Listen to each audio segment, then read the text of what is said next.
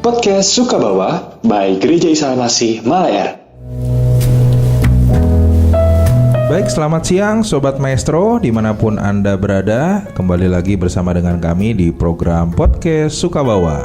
Sharing atau obrolan yang tentunya bukan hanya memberikan inspirasi, tetapi tentunya akan menjadi berkat buat Sobat Maestro yang mendengarkannya pada saat ini. Nah, masih bersama dengan saya Tulang Samuel. Dan tentunya sekali lagi saya tidak sendiri. Saya ditemani oleh sahabat saya Bro Henry. Apa kabar bro? Puji Tuhan. Luar biasa ya. Luar biasa. Semakin sehat terus ya. Amin.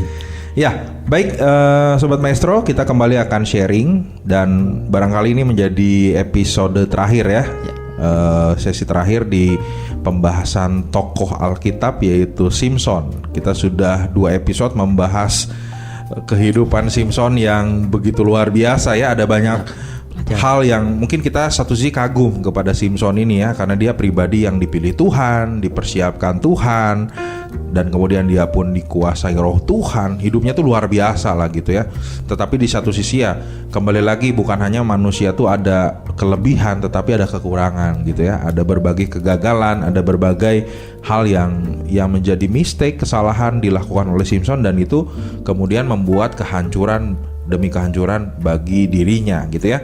Mulai dari dia kemudian jatuh dalam hawa nafsu kepada wanita, dia pun kemudian tidak bisa mengendalikan egonya, membalas dengan orang-orang Filistin secara pribadi pada waktu itu. Dan tentunya itu mungkin menjadi hal yang bisa kita tidak patut kita contoh lah, boleh dikatakan seperti itu. Nah, kita melanjutkan sesi pada saat ini ya, bicara tentang beberapa godaan buat pria gitu bro ya. Kita mungkin sudah mendengar bahwa godaan pria tuh 3 ya, harta, tahta, wanita. Ya. Jadi Simson pertama dia jatuh cinta kepada perempuan Filistin pada waktu itu, padahal orang tua sudah melarang. Yang kedua dia tertarik kepada perempuan sundal di Gaza, dan kemudian lagi-lagi Simson jatuh kepada perempuan yaitu yang bernama Delila. Nah, ini kita tahu akhirnya lengkap ya. Kisah di Alkitab Simson dan Delila. Nah, ini mungkin menjadi puncak daripada kisah kehancuran atau kejatuhan dari seorang yang bernama Simson ini gitu ya. Ya, Delila akhirnya perempuan yang dicintai oleh Simson ini ya dipakai juga akhirnya gitu bro, dipakai oleh orang Filistin untuk mencari tahu apa sih yang menjadi kekuatan bahkan kelemahan, supaya akhirnya dengan Delila itu diperalat gitu ya. Jadi alat oleh orang Filistin supaya ketika ya Simson mencintai dia, nah dikhianati lah, boleh dikatakan demikian gitu ya. Jadi sebanyak 3 kali nih bro. Sebanyak 3 kali Delila berusaha untuk membujuk Simson, namun tidak berhasil gitu ya. Udah digoda untuk cari tahu apa sih yang menjadi kelemahan kamu gitu ya. Kok kamu tuh kuat banget gitu kan, seperti tadi mengalahkan singa, dan itu tanpa alat-alat apapun gitu, tapi dengan tangan kosong gitu. Ya sebanyak satu kali Delila menggoda tidak mempan, 2 kali tidak mempan, sampai 3 kali tidak berhasil. Tapi akhirnya ya ini Alkitab menceritakan sampai akhirnya dia dibujuk kembali, dan akhirnya Simson menyerah bro. Demi wanita Simson menyerah nih ya.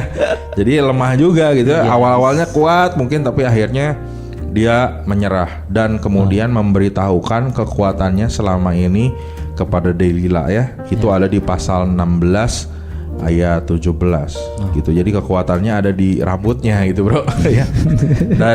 Dan ini maksudnya memang kan ketika dia dikatakan dia sebagai nazir Allah, sebagai orang yang diurapi Tuhan, dipilih kan, memang pisau cukur kan tidak mempan lah, boleh dikatakan seperti itu ya, atau tidak boleh dipotong. Nah, tetapi ketika itu dilakukan, nah sejak saat itu Simson bukan hanya hilang kekuatan, namun Tuhan pun meninggalkannya. Itu jelas juga disampaikan di pasal 16 dan 20 gitu ya. Nah, berkaitan dengan kisah atau peristiwa ini, mungkin ada kaitannya dengan ini ya, sebuah pertanyaan gitu. Mengapa sih orang tuh rela meninggalkan Tuhan demi sesuatu yang dia inginkan? Bisa harta, langsung mau bro ya. Bisa harta, bisa tahta, bisa wanita. Nah, dan kemudian apa sih dampaknya ketika seseorang meninggalkan Tuhan? Padahal sudah jelas ya, maksudnya Tuhan sudah memberikan berkat yang besar, berkat yang inti, yaitu apa? Keselamatan, betul ya? Betul. Pengampunan dosa ketika kita percaya dan menjadikan Tuhan sebagai juru selamat. Tapi ada momen-momen di mana kita mungkin mendengar juga ya, di sekitar kita juga orang ya demi harta, demi jabatan, demi wanita gitu ya. Ya mungkin ya cantik gitu seperti wanita-wanita di drama Korea mungkin ya, tergoda dan bisa saja meninggalkan Tuhan. Atau kayak tadi balik lagi ya, pacaran yang tidak seiman, gitu ya, tertarik kepada orang yang tidak seiman. Nah kira-kira kalau kembali lagi kepada sharing ini, kenapa sih orang tuh rela tinggalkan Tuhan demi yang lain gitu? Dan kemudian dampaknya apa? Boleh sharing bro? Luar biasa. Jadi kita membahas Simpson bahwa tadi Bro Samuel menjelaskan bahwa Simpson ini akhirnya pun luluh juga gitu kan, luluh juga dan setelah berkali-kali setelah berkali sekali, 2 kali, 3 kali, bahkan akhirnya pun dia lebih memilih, pandangan saya lebih memilih wanita daripada taat kepada Tuhan. Kepada Tuhan. Nah ini menjadi dasar saya, bahkan ketika kita tahu gitu bahwa kita ini udah dibahas ya dulu ya waktu minggu-minggu yang lalu, bahwa kita ini dipilih Tuhan. Nah saya belajar Simpson belum mengerti itu, padahal dia sudah diurapi Tuhan, tetapi lebih memilih wanita. Dan akhirnya pun maka hilanglah kekuatan itu. Nah semua apapun yang ketika kita tidak berdasarkan yang namanya harapan ketaatan Tuhan, itu semua akan hilang, baik itu kekuatan, baik itu apapun yang kita miliki semuanya. Jadi yang poin terpenting di sini adalah ada beberapa hal menurut saya, ada beberapa hal. Mungkin ada seseorang yang juga pertama kepahitan, gitu kan. Kedua bisa juga ateisme atau modernisme. Nah ini ada pernah baca di artikel waktu beberapa minggu yang lalu bahwa ada survei di Amerika itu bahwa hanya 11% orang dewasa yang meninggalkan imannya memiliki iman yang kuat saat ia kecil dan datang dari keluarga yang mempraktikkan keimanannya dengan taat. Hal ini membuktikan bahwa 89% orang yang meninggalkan imannya bertumbuh dalam keluarga yang keimanannya tidak kuat. Nah, hal ini tentu menjadi peringatan bagi para orang tua agar bisa menjadi teladan dan juga mengajarkan iman dan kepercayaannya. Maka kepada anak-anaknya, mereka bukan hanya diajarkan tentang agama, namun harus dituntun agar mengalami perjumpaan pribadi dengan Tuhan dan juru selamat. Itu survei di Amerika. Nah, ini menjadi dasarnya. Bahkan apa dampaknya? Nah, dampaknya yang pertama adalah Yesus adalah kasih. Yesus kasih itu, dan Yohanes di dalam Yohanes 14 ayat 6, Yesus adalah jalan kebenaran dan hidup. Dan di dalam Yohanes 15 ayat 1 sampai 8, jadi semuanya itu ada perikopnya ada pokok anggur, bahwa Yesus itu adalah pokok anggur. Itu kita harus memahami itu. Jadi kita mengerti bahwa Yesus adalah kasih dan Yesus itu hidup, roti hidup. Nah itu menurut saya itu pandangannya. Ya jadi itu tadi ya, bahwa ketika mereka tidak ditanamkan di dalam keluarga gitu ya, dan itu menjadi sebuah dampak di mana akhirnya orang itu mudah meninggalkan imannya gitu ya. Jadi keluarga menjadi penting berarti ya dari pandangan Bro Henry itu gitu ya. Nah mungkin ya sekali lagi kita tidak tahu lah gitu, maksudnya pola keluarga pada waktu itu ya, Simpson dengan keluarganya gitu. Tapi ya kalau di masa kini orang tua bertanggung jawab, berarti kan orang tua untuk bertanggung jawab untuk menanamkan iman kepada anak-anaknya, menjadi teladan juga buat mereka gitu ya. Dan dampaknya tentunya ya sangat disayangkan gitu ya, kalau kita sudah ketika percaya kepada Tuhan menerima keselamatan, tapi kalau kita tinggalkan ya kita sedang melepaskan sesuatu yang besar, betul nggak? Ini menarik sekali. Ada beberapa pandangan bahwa ketika jemaat gitu kan, dia titipin kepada sekolah minggu ya, anaknya titipin kepada sekolah minggu. Ketika dia pulang, belajar apa tentang sekolah minggu gitu kan. Dia banyak di luar sana pandangan orang tua menyalahkan yang namanya guru sekolah minggu. Padahal seharusnya tanggung jawab bukan sekolah minggu, tapi dia sendiri di dalam rumah keluarga itu. Nah itu yang family first ya, jadi keluarga pertama gitu.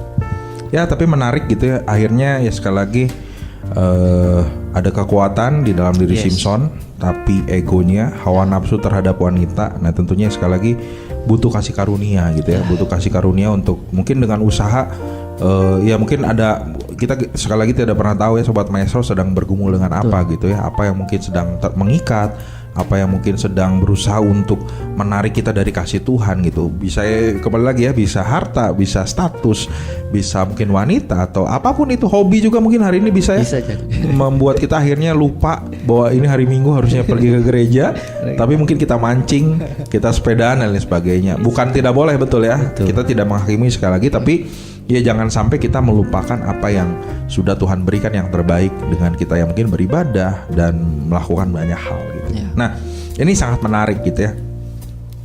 Nah, akhirnya ketika Simpson sudah memberitahukan kelemahannya, dan di situ kemudian bukan hanya hilang kekuatan, dan Tuhan pun istilah di sini dicatat bahwa roh Tuhan meninggalkan dia, dan kemudian Simpson akhirnya ditangkap oleh orang-orang Filistin, bro, untuk kemudian dia bahkan matanya dicongkel gitu ya, dicongkel, diikat dan lain sebagainya. Ini kan menjadi sebuah hal yang sangat menyedihkan gitu ya, akhir-akhir hidup yang sangat mengenaskan gitu ya. Namun ada yang menarik nih, sesaat sebelum ia mati gitu kan, sesudah diikat tangannya, kemudian matanya dicongkel, sesaat sebelum ia mati, ia berseru kepada Tuhan. Itu ada di pasal 16 ayat 28. Jadi mungkin di akhir-akhir hidupnya dia menyadari apa yang dia sudah lakukan, menyadari keberdosaannya, menyadari kesalahannya, menyadari setiap hal yang dia lakukan berulang-ulang, tidak taat, tidak setia kepada Tuhan. Tapi boleh dikatakan ini adalah sikap pertobatan gitu ya, sikap pertobatan dan iman yang dibaharui gitu ya. Dan kemudian ia berseru kepada Tuhan, mungkin dia minta tolong gitu, tolong diselamatkan dan lain sebagainya gitu. Dan disitulah akhirnya memang doanya dikabulkan gitu, luar biasa gitu. Padahal ya mungkin kalau saya teringat, bro, masih ingat nggak kisah Tuhan Yesus ketika disalib ya? Iya. Ada dua penjahat, Betul. di kiri dan kanan.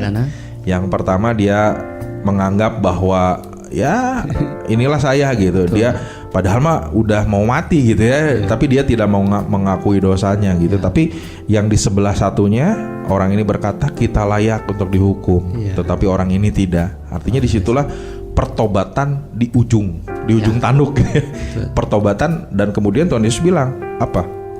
Saat ini juga engkau sudah ada bersama dengan aku di Firdaus. Ini sepertinya kayak enak banget gitu, bro. Sepanjang hidupnya, let's say mungkin usia manusia tuh anggap 70 tahun lah ya. Anggap selama 60 tahun, selama 65 tahun orang itu melakukan dosa, tapi di ujungnya Tuhan sesimpel berkata engkau bersama dengan aku di Firdaus. Ini seperti kayak tidak adil gitu ya, dengan orang-orang mungkin yang seperti kita gitu ya. Ya mungkin kita pun adalah nakal-nakalnya dikit gitu ya, ada kesalahan yang kita buat, tapi ya akhirnya Tuhan ingatkan selagi kita usia muda, dan ya hari ini kita meresponi kasih karunia itu dengan kita melayani Tuhan, mempersembahkan diri kepada Tuhan. Tapi seperti Simpson ini, bro, ini sepertinya contoh orang-orang last minute gitu ya, menghabiskan waktunya dengan hawa nafsu, dengan kejahatan, dengan hal yang tidak baik gitu ya. Kemudian dia mengalami yang namanya siksaan oleh orang Filistin, tapi di ujungnya ia berseru kepada Tuhan. Ia boleh dikatakan bertobat kepada Tuhan, dan doanya ini dikabulkan gitu ya. Ini luar biasa gitu. Jadi dari kisah Simpson aja di sini nah ini, bro, ini poinnya. Disinilah Injil.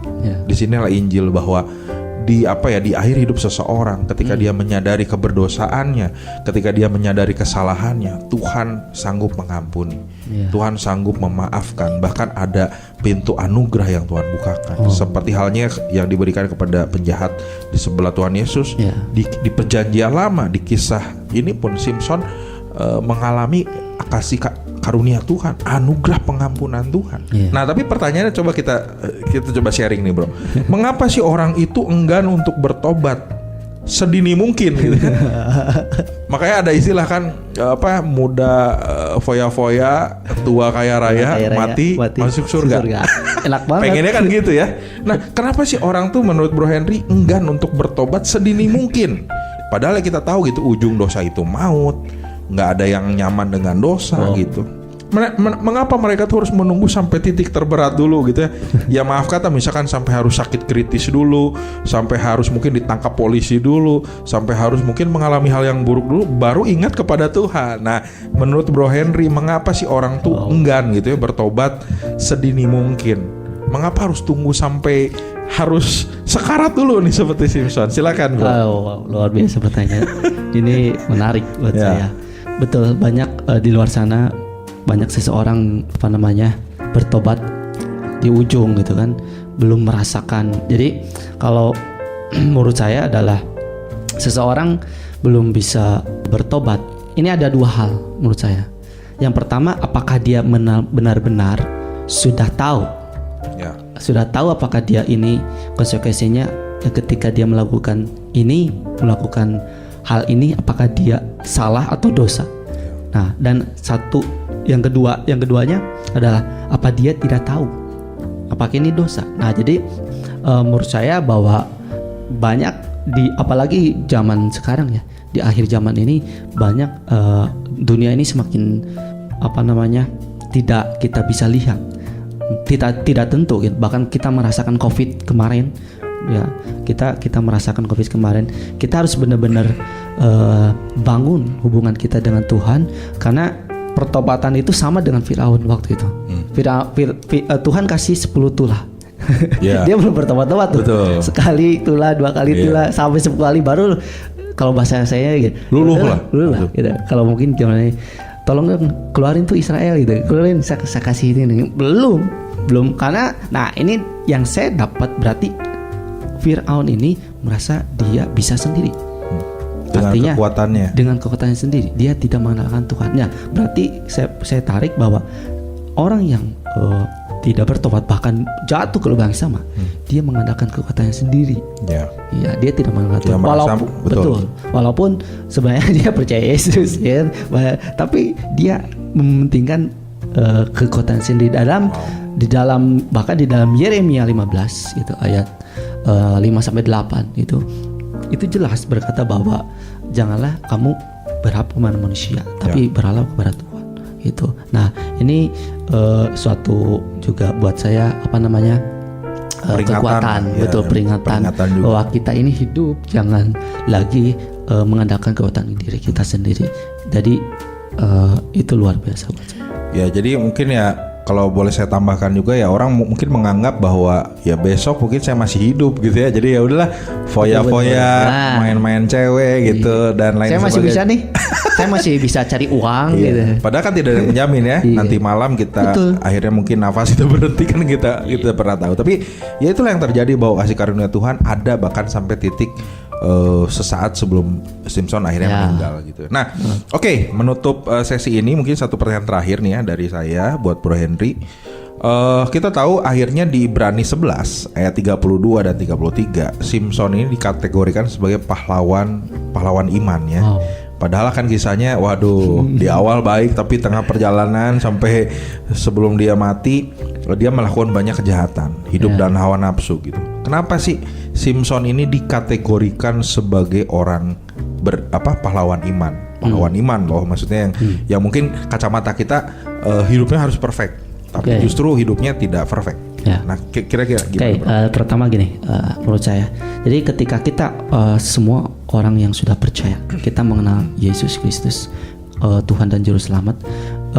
Waktu itu ketika kita mulai percaya dan mulai kita dibaptis, itu Roh Allah turun di atas kita. Nah, pada waktu itu juga kita menerima yang namanya kasih anugerah. Nah, waktu itu mulailah hidup Roh Tuhan itu di dalam kita.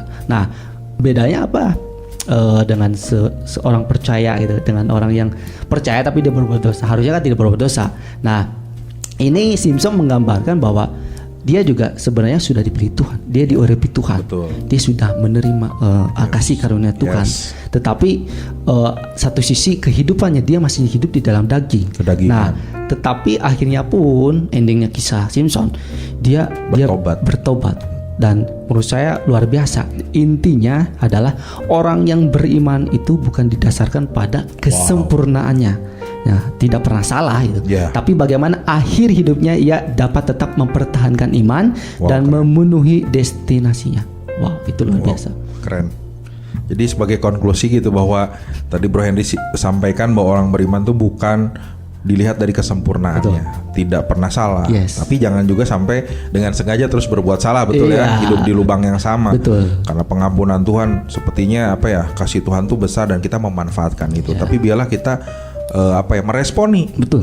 sedini mungkin gitu ya, supaya kita bisa menikmati anugerah itu dengan sempurna gitu. Ya. Jadi ini luar biasa sekali ya. Jadi sekali lagi thank you buat Bro Henry buat sharingnya. Sama-sama. Selama 3 episode ya kita sudah menemani Sobat Maestro. Ada banyak hal yang kita pelajari dari Simpson. Biarlah ini kita percaya menjadi berkat buat kita semua ya. Simpson dipilih Tuhan, tapi Simpson bergulat dengan kehidupannya, tapi di ujungnya dia benar-benar bertobat di hadapan Tuhan, menyerahkan hidupnya kepada Tuhan, kasih karunia Tuhan diberikan, dan dia menjadi pahlawan iman yang luar biasa. Ya, kiranya sesi hari ini boleh memberkati kita semua, dan sekali lagi kami ucapkan selamat melanjutkan aktivitas buat Sobat Maestro dimanapun Sobat Maestro berada. Tuhan Yesus memberkati. Podcast Sukabawa by Gereja Isa Al-Masih Malaer yang berlokasi di Jalan Malaer 1 nomor 15. Untuk informasi ibadah, pelayanan, dan komsel, dapat menghubungi Sekretariat Gereja Isa Al-Masih Malaer di nomor 0821 1965 9019. Tuhan Yesus memberkati.